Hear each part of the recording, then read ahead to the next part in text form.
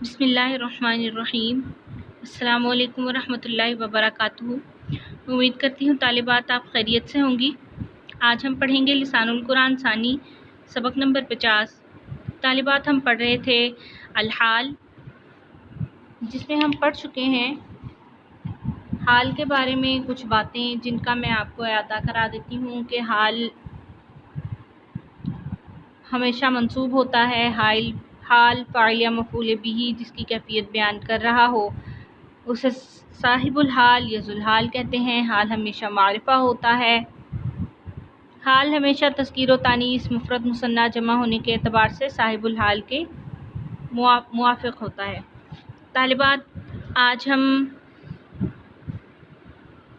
شروع کریں گے حال کے بارے میں کچھ مزید باتیں۔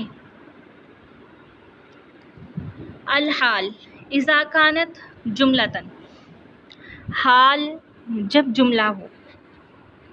اس سے پہلے ہم حال کے بارے میں پڑھ چکے ہیں، وہ حال جو مفرد ہو۔ آج ہم پڑھیں گے حال جو جملہ ہو۔ تو جملہ دو طرح کا ہوتا ہے، جیسا کہ آپ جانتے ہیں، جملہ اسمیہ اور جملہ فعلیہ۔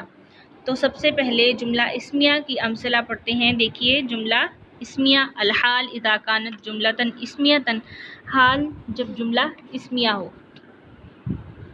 تو اس کی مثالیں طالبات پہلے دیکھ لیجئے شرح و تفصیل سے پہلے۔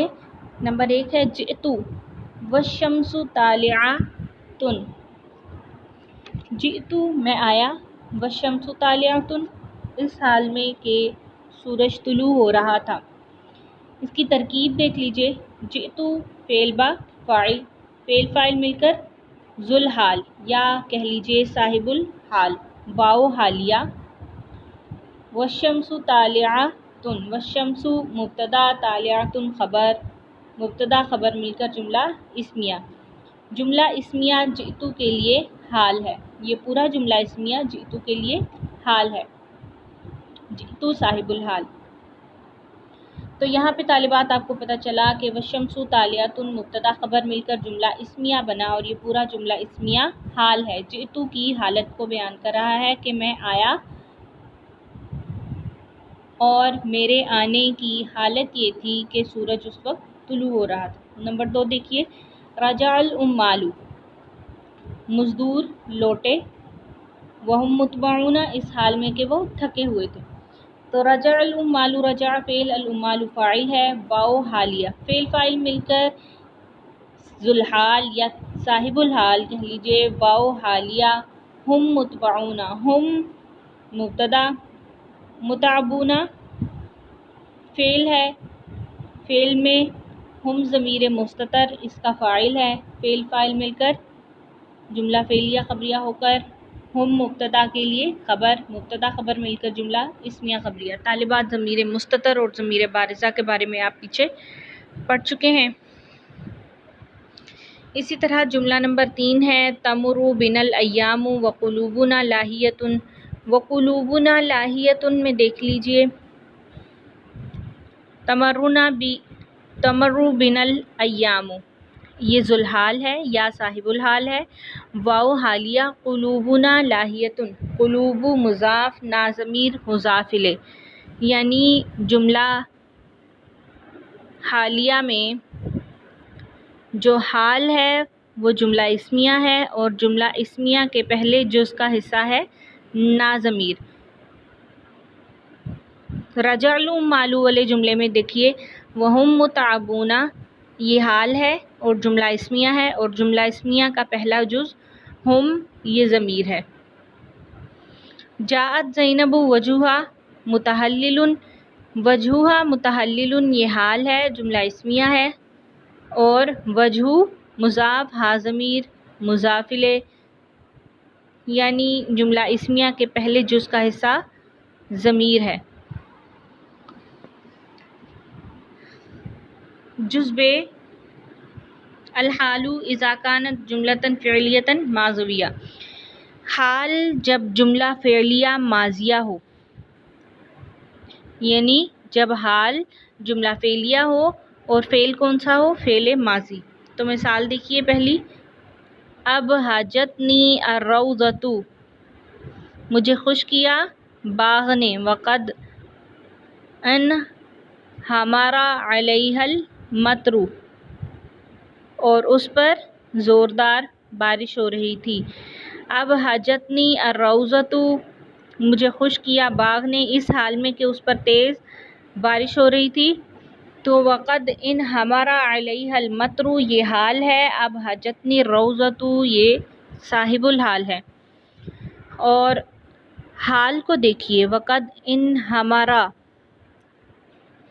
حال شروع ہو رہا ہے جملہ فعلیہ سے، وقد ان ہمارا فعل ہے، آپ جانتے ہیں کہ قد یہ فعل پر ہی داخل ہوتا ہے، تو ان ہمارا فعل ہے، معلوم ہوا کہ یہ جملہ فعلیہ ہے۔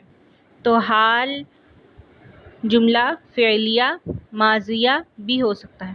وصلت الی المدرسۃ وقد دق الجرس، تو دق الجرس یہ بھی جملہ فعلیہ ہے، اور دقہ یہ فعل مجہول ہے۔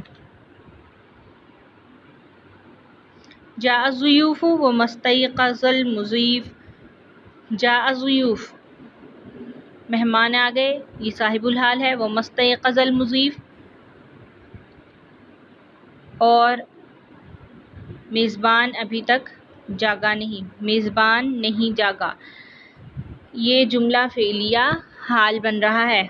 ما استیقظ یہ فعل ماضی منفی ہے، ما نافیہ اس کے شروع میں لگا ہے، تو جملہ فعلیہ یہ حال واقع ہو رہا ہے، اور جملہ فعلیہ کی ابتدا ہو رہی ہے فعل ماضی منفی سے۔ کالم جیم میں وہ جملے ہیں الحال اذا كانت جملۃ فعلیۃ مضارعیۃ، حال جب جملہ فعلیہ سے شروع ہو اور فعل کون سا ہو، فعل مضارع۔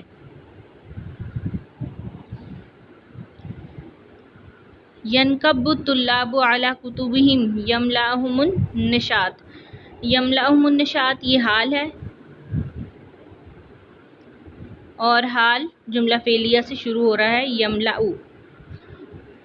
اسی طرح باقی مثالیں بھی، ولم یبدأ الاستاذ ولما تتفتح یہ جملہ فعلیہ ہیں اور فعل مضارع ہیں، اور حال شبہ جملہ بھی ہو سکتا ہے، جیسے دیکھیے سمعت الخطیب علی المنبر، جملہ نمبر 13 میں فی البرکۃ بین الصحاب علی الغصن یہ حال ہیں اور یہ شبہ جملہ ہیں۔ اب چلتے ہیں شرح و تفصیل کی طرف۔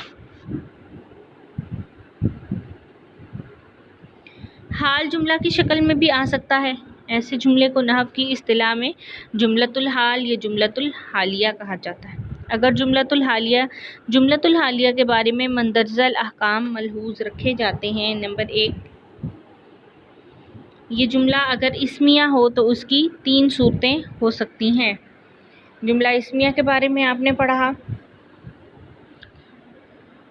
ابھی کالم نمبر 1 میں، تو جملہ اسمیہ اگر ہو حال تو اس کی 3 صورتیں ہو سکتی ہیں۔ پہلی صورت یہ صاحب الحال کی ضمیر سے خالی بھی ہو سکتا ہے، ایسی صورت میں اسے سابقہ کلام کے ساتھ ایک واو کے ذریعے جوڑا جاتا ہے، جیسے آپ نے مثال نمبر 1 میں پڑھا جئتو والشمس طالعۃ، جئتو میں آیا، والشمس طالعۃ اس میں کوئی ضمیر نہیں ہے جو جئتو کی طرف لوٹے، اس لیے یہ ضمیر سے چونکہ خالی ہے اس لیے اس کو واو حالیہ کے ساتھ جئتو کے ساتھ جوڑا ہے۔ والشمس طالعۃ میں جو واو ہے یہ واو حالیہ۔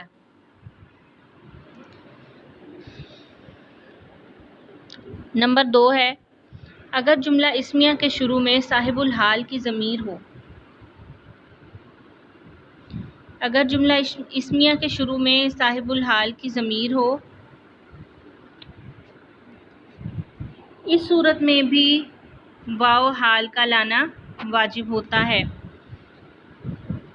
جیسے رجع العمال وہم متعبون، وہم متعبون یہ جملہ اسمیہ ہے اور اس کی ابتدا کس سے ہو رہی ہے، ہم یعنی ضمیر کے ساتھ، تو جب جملۃ الحال کی ابتدا ضمیر سے ہو رہی ہو تو اس جملے میں بھی واو لے کے آنا واجب ہے، وہم متبعون، واو لے کے آئے ہیں یہاں پر، واو حالیہ۔ جملہ نمبر 3 ہے، اگر جملہ حالیہ اسمیہ میں صاحب الحال کی ضمیر پائی جائے لیکن شروع میں نہ ہو، جیسے وہم متبعون کی ضمیر دیکھیے شروع میں ہے، لیکن اگر ضمیر شروع میں نہ ہو تو پھر کیا کریں گے؟ اگر ضمیر شروع میں نہ ہو تو پھر واو حالیہ کا لانا اور نہ لانا دونوں جائز ہیں، لا بھی سکتے ہیں اور نہیں بھی لا سکتے ہیں۔ اس کی مثال ہے جاءت زینب وجہھا متحلل، وجہھا متحلل۔ اب دیکھیے ضمیر ہا جو ہے وجہ کے بعد ہے، یعنی ضمیر شروع میں نہیں آئی، ضمیر درمیان میں آئی ہے، تو ایسی صورت میں واو کا لانا جائز ہے اور نہ لانا بھی جائز ہے۔ با ہے، جملہ حالیہ جملہ فعلیہ بھی ہو سکتا ہے، جملہ فعلیہ ماضیہ کے احکام مندرجہ ذیل ہیں۔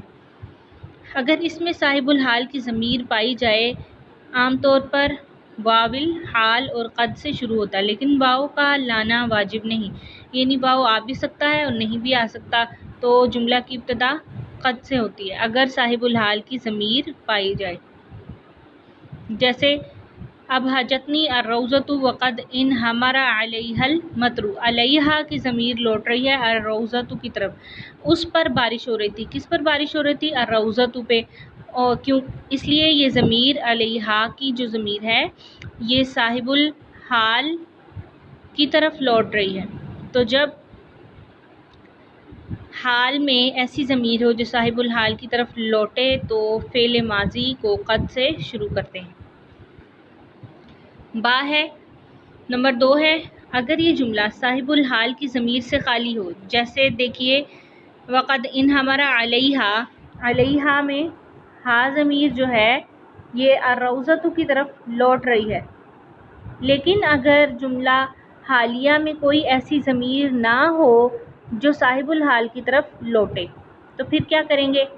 تو اس سے قبل واو اور قد کا لانا واجب ہو جاتا ہے۔ پہلے تو کیا تھا کہ واجب نہیں ہے، ٹھیک ہے، واو کا لانا واجب نہیں ہے، لیکن اب کیا ہے، اگر ضمیر سے خالی ہوگا تو قد کا لانا واجب ہو جاتا ہے، جیسے وصلت الی المدرسۃ وقد دق الجرس، دق الجرس میں کوئی ضمیر نہیں ہے جو وصلت الی المدرسہ کی طرف لوٹے، اس لیے قد لانا ضروری ہوا۔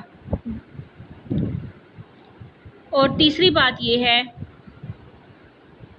اگر یہ جملہ منفی ہو تو اس سے پہلے واو حال آتا ہے، جیسے جاء الضیوف ومستيقظ المضیف، مستيقظ یہ منفی جملہ ہے، اس لیے واو اس سے پہلے لانا ضروری تھا، ومستيقظوا کر دیا۔ اس کے بعد ہے طالبات جملہ فعلیہ مضارع کے احکام۔ آج ہم نے پڑھے جملہ حالیہ اسمیہ اور جملہ حالیہ جو ہے وہ فعل ماضی سے شروع ہو رہا ہو تو اس کے احکام۔ کل ہم پڑھیں گے جملہ فعلیہ مضارعہ کے احکام انشاءاللہ۔ السلام علیکم ورحمۃ اللہ وبرکاتہ۔